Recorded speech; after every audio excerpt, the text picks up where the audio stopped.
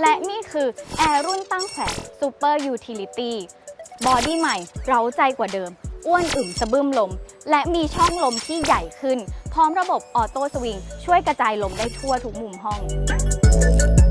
แอร์ตั้งแขวน Super Utility เหมาะสำหรับคนที่ชอบความเย็นแบบทั่วทุกมุมห้องด้วยบอดี้ใหม่มีความทันสมัยมากขึ้นลมแรงขึ้นมากกว่าเดิมมีระบบออโต้สวิงช่วยกระจายลมทั่วทุกมุมห้องและนอกจากนี้ยังมีระบบฟีดเซนเซอร์ระบบป้องกันการเป็นน้ำแข็งเซลฟ์คลีนนิ่งในตัวด้วยและแอร์รุ่นตั้งแขวนนี้ยังมีทั้งแบบฟิกสปีดและอินเวอร์เตอร์อีกด้วยค่ะแต่ยังไม่หมดเพียงเท่านี้นะคะเพราะยังมีออปชันเพิ่มกับระบบ Eminent Electroplasma แผ่นช่วยฟอกอากาศที่สามารถฟอก PM 2.5 ได้ด้วยนั่นเองค่ะ